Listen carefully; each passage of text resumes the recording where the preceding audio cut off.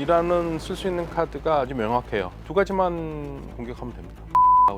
모든 거는 지금 미국에 불리해야 되니까요. 이번에는 시간은 이란 편이다. 이란이 굉장히 준비가 잘 된 거의 6개월 만에. 그러니까 이게 또 놀라운 거거든요. 가장 큰 배경은 뭘까? 일단은 우크라이나의 지금 든든한 뒷배는 영국과 프랑스입니다. 유럽은 지금 전쟁을 계속 하려고 그래요. 그래서 저는 제일 걱정되는 게 이것도 저것도 아니면 진짜 뭐 핵 쓰겠다고 나올까 봐. 그리고 또 우리한테는 안 좋은 거는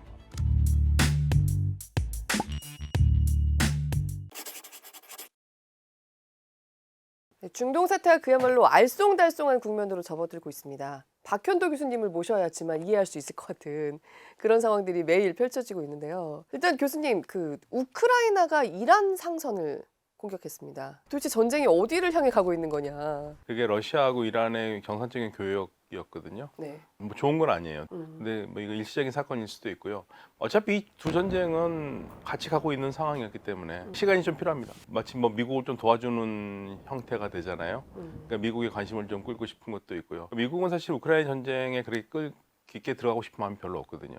빨리 전쟁 끝내고 싶은데, 근데 우크라이나의 지금 든든한 뒷배는 영국과 프랑스입니다. 유럽은 지금 전쟁을 계속 하려고 그래요. 근데 그거를 저도 이해를 못했는데, 제가 한 2년 동안 유럽 친구들하고 베를린에서 회의를 하면서 느꼈던 게, 와, 이 친구들이 상상을 초월할 정도로 러시아를 두려워하는구나 하는 걸 느꼈어요. 특히 제가 만난 친구들이 3, 40대들 젊은 싱크탱크들이거든요. 이 친구들 생각에 러시아는 우크라이나 전쟁 끝나면 유럽까지 밀고 내려온다는 생각을 하고 있더라고요. 우크라이나 전쟁을 계속하게 해서 러시아를 지치게 하고 싶다. 이게 영국과 지금 프랑스 입장이다. 가장 좋은 거는 우크라이나 땅을 완전히 회복을 하고 러시아에 타격을 주는 거죠. 러시아가 우크라이나를 사수하려고 하는 이유는 지도를 보면 나옵니다. 러시아 시각에서는요, 우크라이나를 뺏기면은 그 다음부터는 모스크바까지 그냥 뚫린 길이에요.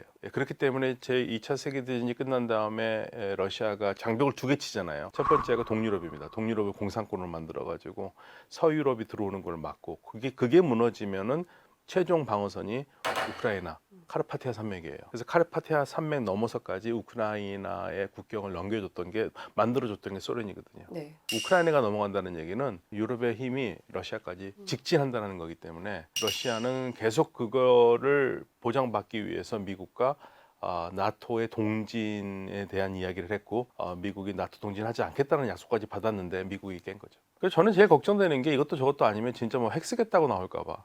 러시아가요? 네, 뭐 그런 말이 나올까 봐 그게 걱정이 되고요. 그리고 또 우리한테는 안 좋은 거는 아무튼 러시아가 지금 병력으로 갈아 넣을 수 있는 곳이 북한이잖아요. 네. 그러니까 북한 병사들을 자꾸만 쓰고 싶어 하지 않습니까? 네. 이게 궁극적으로 우리에게는 안 좋죠. 전쟁 한번 갔다 오면 느낌이 다른 거거든요. 말씀하시고 들으면서 갑자기 오싹한 느낌이 좀 드네요. 저는 현역으로 군생활을 했기 때문에 네. 이게 그러니까 우리 국민들이 잘 모르는데 총을 한 번 쏘고 총 소리를 한 번 들어보면 그게 얼마나 무시무시한 일인지 그냥 느껴져요. 우리가 지금 휴전 상태지만 만약에 뭐 지금 어느 곳도 안전하지 않잖아요, 전 세계가. 그렇죠. 뭐 이란도 그렇고 우크라이나도 그렇고 이게 어디로 불똥을 튈지 모르니까 그런 면에서 특히 지금 북한의 김정은의 그러한 태도를 보면은 조심해야죠. 좋은 건 없습니다, 우리에게.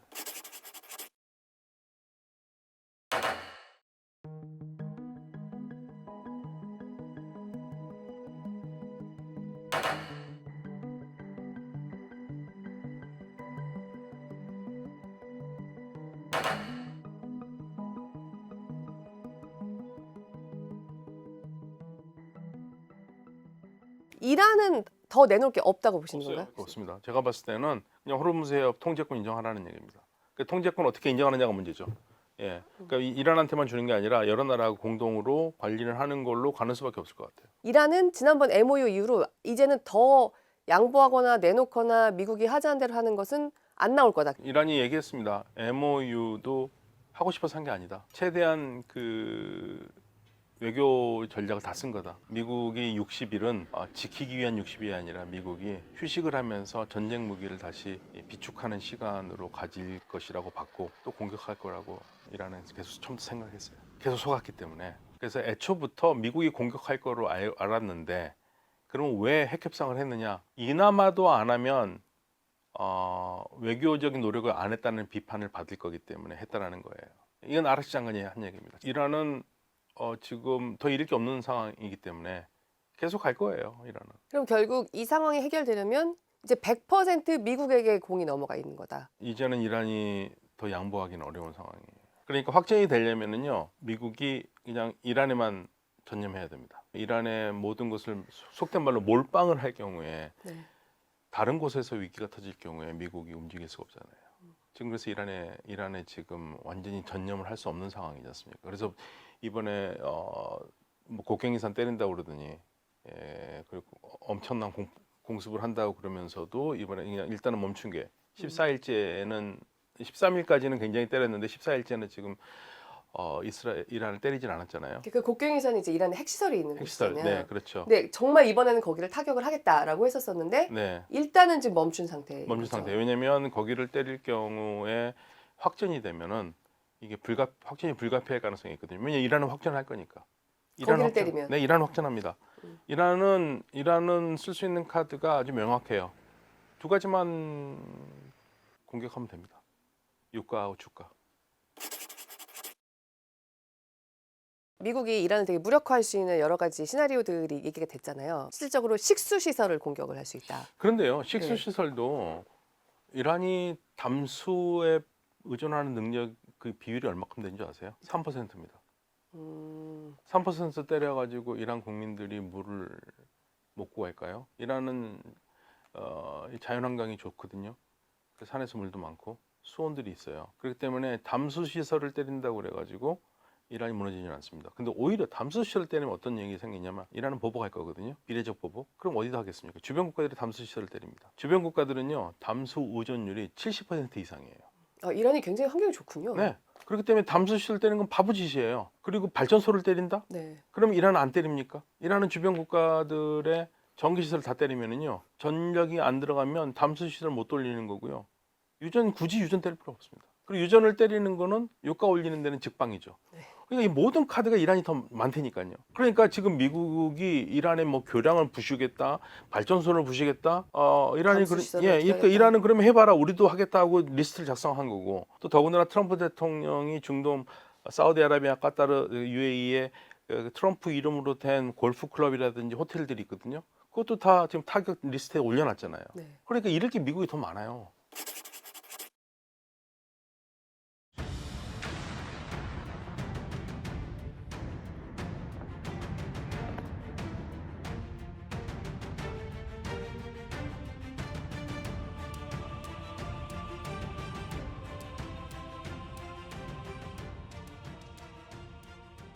사실은 지난 6월 전쟁이 끝난 다음에는 이란이 너무나 처참하게 맞았잖아요. 그 전쟁이 끝난 다음에 아랍 쪽에서 전문가들은 뭐라고 그랬냐면 이빨 빠진 호랑이라고 봤어요, 이란은. 네, 그런 말 많이 나왔죠. 예, 그래서 이란의 영향력이 줄어들고 그리고 이란이 빠진 영향력 그 부분을 채우기 위해서 이스라엘, 튀르키예, 아랍 국가들이 경쟁할 것이다라고 얘기했는데 이번 전쟁을 보니까 그게 아니죠.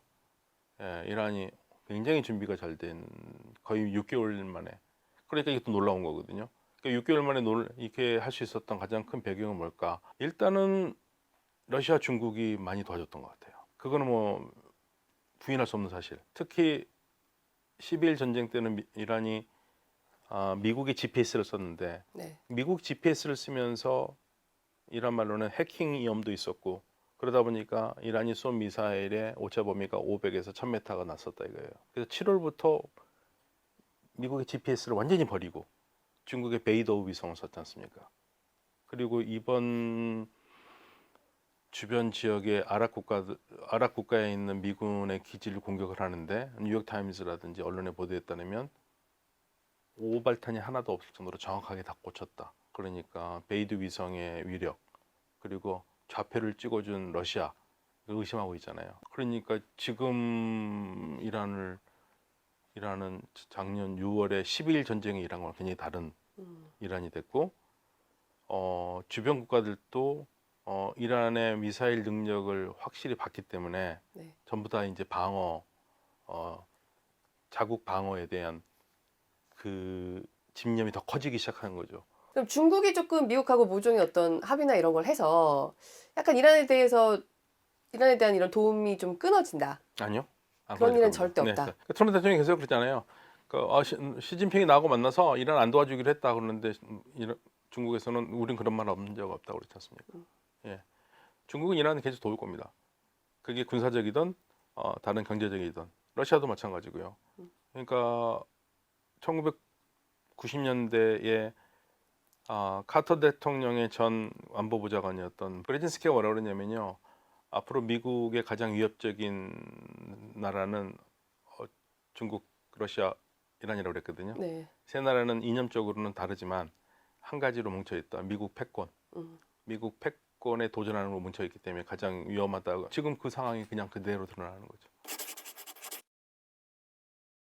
네. 최근에 더 어려워졌을 것 같긴 한데 그 교수님은 아무래도 이란 쪽에서 오는 사람들, 이란 이야기들을 직접 혹은 간접적으로 좀 들으실 수 있을 것 같은데. 저는 어지간해서는 연락 안 합니다. 연락하기도 어렵고 지금 상황에서는 어떤 정보도 정확한 정보가 있을 수가 없어요. 내부에서 나온다고 하는 얘기들이. 한다 하더라도 극단적으로 나오기 때문에 그리고 제가 만나는 사람도 여러 층 사람들인데 완전히 이란 정부 싫어하는 사람들도 많이 있거든요. 네. 근데 그분들과 얘기를 해서 듣는 거와 또 아닌 사람들 듣는 거 갭 차이가 너무 크게 나요. 그런 문제들이 있기 때문에 현재로서는 불분명합니다. 그런데 아무래도 이번에 전쟁의 공습을 앞두고 미국 정보 당국에서 판단한 거를 보면 미국이 생각하는 것만큼 이란 정권이 그렇게 쉽게 무너질 정권은 아니다. 오히려 공습을 더 하면 할수록 이란 국민들이 더 단결해서 외세에 대한 저항을 더 할 수 있다라고 판단을 했다라는 거죠. 그래서 그런 이유 때문에라도 이 공습은 대규모 공습은 바람직하지 않다라고 제지를 했다는 걸 보면 지금 상황은 오히려 공격이 이란을 더 약하게 만드는 게 아니라 더 강하게 만들 수 있다는 얘기죠. 그리고 지금 시간은 이란 편이라고 저는 봅니다. 시간은 이란 편이라는 게 이란은 버티기만 하면 되거든요. 오해를 하지 말아야 될 게 우리가 받아보는 언론들이 대체적으로는 이란 반정부 언론들이에요. 그렇죠. 특히 이란 인터내셔널 같은 경우에는 이란 정부가 가장 싫어하는 우리가 접하기 어려운 현장 민심을 전하는 것은 맞지만 그게 어느 정도 전체를 대변하는지에 대해서 생각을 해봐야 된다는 얘기죠. 작년의 시위는 굉장히 전과 달랐다는 얘기를 많이 하잖아요. 네. 밖에서 보는 거 이상의 지지를 얻고 있었던 상황이었다고 판단하세요? 저는 그렇게 봅니다. 왜냐면요, 작년 시위가 달랐던 건 뭐가 달랐냐? 본격적으로 그 해외 공작이 본격적으로 움직였어요. 그러니까 이 해외 공작에 대해서 외국의 정보분사들이 하는 재밌는 얘기가 있습니다. 작년 시위를 크게 만든 거는 해외 스파이들이거든요. 네. 이란 내에 있는 해외 스파이들이 있지 않습니까? 스파이들이 결국에 그걸 크게 만들었는데, 그러니까 이 정도로 시위를 하려면 한 3, 4년 동안 빌드업을 했어야 된다 이거죠. 여러 가지 작전을 하면서 네. 정권을 넘기는 작전을 해야 되는데 그거를 불과 한 달 안에 다 하려고 하다 보니까 사단이 났다는 얘기입니다. 그래서 밖에서 보는 것과는 달리 이란 시위가 크게 된 거는 외부에 사주가 있었던 건 맞습니다. 그거는 우리가 인정하지 않으면 안 돼요. 그리고 또 외국 스파이들이 그때 활동을 안 했다면 그 스파이들도 능력이 없는 겁니다. 그런데 이란이 혼란스러운데 그거를 이용해서 스파이 활동을 하지 않는다면 바보죠. 그러니까 경제난이 있는 것도 맞고 혼란스러운 것도 맞는데 이게 정말 외부에 의해서 우리의 지도 세력이 전복되기를 바랄 정도냐라고 하면 거기에 대해서는 큰 물음표가 있는 상태다. 이란이 두려움을 느꼈던 건 그런 것 같아요. 아락치 장관도 그 얘기했는데요. 마슈하드가 넘어갈 뻔했다는 거예요. 마슈하드라면 이란의 두 번째로 큰 도시고 그렇로 치면 부산 같은 도시인데 거기가 적의 손에 넘어갈 뻔했다는 거예요. 무정부 상태가 될 뻔했다 이거예요. 거기가. 그래서 강력하게 진압을 했다는 얘기를 했습니다. 그러니까 이란 정부가 강력하게 진압했다는 것을 간접적으로 처음 시인한 거거든요. 시위 자체가 경제난에서 시작한 것도 맞고 그리고 국민들이 현 정부에 불만이 많은 것도 맞고 그런데 그렇게 그리고 또 북쪽에서 쿠르드 반군이 들어온 것도 맞아요. 그러니까 혼란한 상황들이 맞붙어 있기 때문에 이러한 진짜 지난 시위에 무슨 일이 났는가는 시간이 지나면 점점 투명하게 나올 겁니다. 이란은 전쟁을 해본 나라지 않습니까? 많은 부분에서 그 부분들을 미국이 생각 못한 것 같아요. 이란은 이라크와 8년 전쟁을 했습니다. 그리고 이란이 굉장히 잘 살았던 나라라면 삶이 무너지는 게 힘들고 어렵겠죠. 그러나 계속 제재를 받으면서 살아왔고요. 부잣집 애하고 가난한 애하고 싸울 때 힘든 건 부잣집 애들이 더 못 견뎌요. 네. 가난한 애들은 어차피 가난해요. 네. 예, 그러니까 끝까지 버틸 수 있는 힘이 저는 그래서 이란이 더 있다고 보는 겁니다. 그러니까 이번에는 시간은 이란 편이다. 그러니까 모든 거는 지금 미국에 불리해야 되니까요. 빨리 정리를 하고 핵협상으로 들어가는 게 미국으로서는 훨씬 좋습니다. 그리고 아예 처음부터 안 싸우고 이란과 핵협정을 하는 게 제일 좋았어요. 협정을 하고 그다음에 경제적으로 이란과 협력하는 게 훨씬 좋습니다. 이란이 뭘 원했는 줄 아세요? 미국 회사들이 이란에 투자하기를 원했습니다. 네. 왜 그럴까요? 왜 그랬다고 생각하십니까? 그래야 공격을 안 할 테니까. 그렇죠. 예. 돈으로 묶여 있는데 미국 회사들이 와서 이란을 재건을 하고 이란의 정유시설 같은 거를 하면 결국 미국 재산이잖아요. 그런데 그러니까 공격 안 할 거라고 보기 때문에 이란은 미국이 와서 투자하고 하길 바란다니까요. 그 바랬었어요. 전쟁 전에부터. 근데 그걸 했었으면 훨씬 더 나은 딜을 할 수 있어요. 그거 이란 트럼프 대통령이 말한 Make Iran Great Again, 미가 또 가능했던 겁니다. 그 베네수엘라에서 잘못된 학습 효과가 이란에 적용이 되면서 큰 실수를 한 것 같습니다. 하나 확실한 거는 전쟁 네. 처음 시작할 때는 짧은 작전이에요. 3, 4일이에요. 그거 아마 언론에 찾아보시면 나올 텐데 처음 전쟁 시작하는 날 이스라엘 국방부에서 뭐라고 그러냐면 4일이라고 했습니다. 네. 네, 4일. 왜 4일이겠습니까? 그러니까 쉽게 말하면 참수작전이었어요. 제거작전으로 끝나면 제거작전을 하면 그러니까 지도부를 제거하면 강경 진압이 무서워서 숨어버린 시위대가 다시 나와서 시위를 해서 정권을 넘길 수 있을 것이다. 넘기지 못한다 하더라도 새로 들어온 좀 유연한 정부가 들어서서 미국과 이스라엘 말을 잘 들어줄 것이다. 그 희망으로 들어간 거잖아요. 완전 실패했죠. 우두머리는 제거를 했는데 지금 전혀 뭐 미국이 생각한 것 같은 효과대로 제가 이 초반에 움직이지 않지 않습니까? 제가 초반에 욕 많이 먹었습니다. 너는 이란 편이냐?